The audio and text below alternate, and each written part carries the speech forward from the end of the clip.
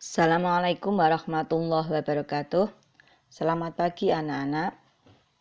Bagaimana keadaan kalian pada hari ini?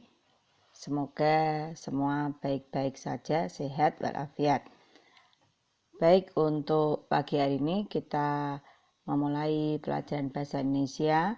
Sebelumnya marilah kita berdoa menurut agama kita masing-masing. Berdoa mulai. Ya, terima kasih.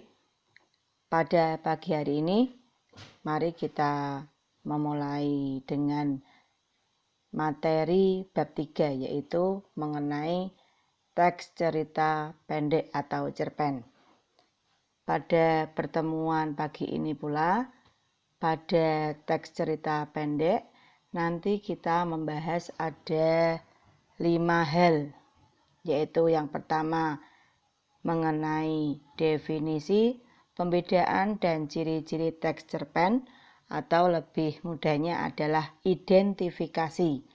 Kemudian B, unsur-unsur pembangun teks cerpen. C, simpulan unsur-unsur pembangun teks cerita pendek atau cerpen. D, struktur dan aspek kebahasaan teks cerita pendek. E, penyusunan teks cerita pendek berdasarkan struktur dan aspek kebahasaan.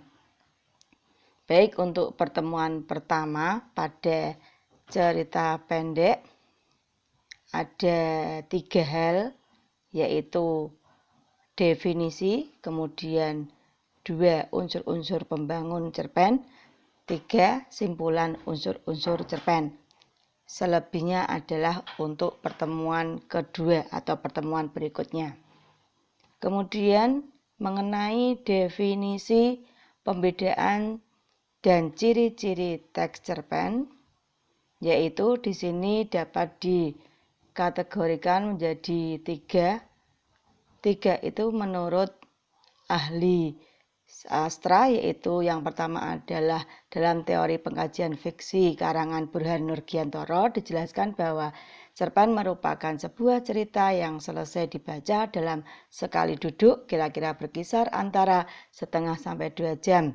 Kemudian menurut H.B. Yasin, cerpen adalah sebuah cerita singkat yang harus memiliki bagian terpenting, yaitu perkenalan, pertikaian, dan penyelesaian. Kemudian yang ketiga, yaitu menurut J.S. Badudu, cerpen adalah cerita yang hanya menjurus serta terfokus pada satu peristiwa saja. Kemudian pada subbab berikutnya adalah ciri-ciri cerita pendek, yaitu yang pertama, panjang karangan lebih kurang 10 halaman. Kemudian yang kedua, habis dibaca sekali duduk. 3, hanya ada satu peristiwa yang menguasai jalan cerita. Yang keempat, terdapat konflik tetapi tidak menimbulkan perubahan nasib pelaku. Dan terakhir, perwatakan tokoh dilukiskan secara singkat. Berikutnya adalah unsur-unsur pembangun teks cerita pendek. Di sini unsur-unsur pembangun teks cerita pendek disebut dengan unsur intrinsik. Bisa kalian baca sendiri, yaitu yang pertama adalah ada tema, latar, kemudian penokohan, sudut pandang, alur, dan amanat. Sedangkan pada unsur ekstrinsik, yaitu dilihat dari bahasa, kemudian latar belakang pengarang, dan nilai-nilai. Kemudian bagian yang keempat atau D, struktur dan aspek kebahasaan teks cerita pendek. Bisa kalian baca atau dipahami pada struktur teks cerita pendek. Di situ bisa kalian baca, struktur merupakan bagian-bagian dari sesuatu. Sesuatu itu adalah cerita pendek. Ada bagian orientasi, rangkaian peristiwa, komplikasi, dan resolusi. Sedangkan pada kebahasaan dalam teks cerita pendek adalah penggunaan kata ganti orang dapat dilihat dari sudut pandang yang digunakan. Kemudian yang kedua adalah penggunaan penanda yang menunjukkan keterangan waktu.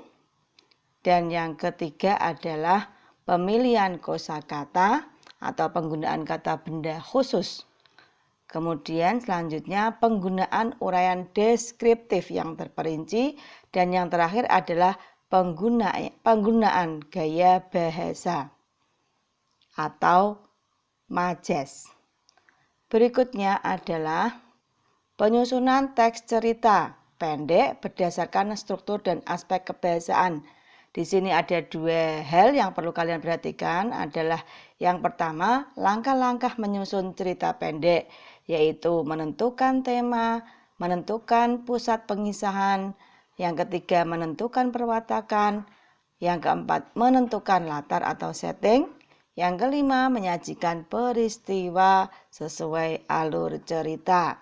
Sedangkan untuk aspek-aspek yang perlu disunting dalam teks cerita pendek adalah mengenai kesalahan tulis, ketepatan ejaan, pilihan kata, keefektifan kalimat, dan keterpaduan paragraf. Demikian materi mengenai cerita pendek, ya, sampai dengan langkah-langkah menyusun cerita pendek dan cara untuk menyunting atau mengedit teks cerita pendek. Selebihnya untuk lebih jelasnya bisa kalian pahami melalui buku referensi yaitu buku paket dan buku LKS. Jika ada yang kurang paham, silakan kalian tanyakan pada saya melalui via WhatsApp grup kelas. Demikian dari saya. Lebih kurangnya saya mohon maaf. Assalamualaikum warahmatullahi wabarakatuh.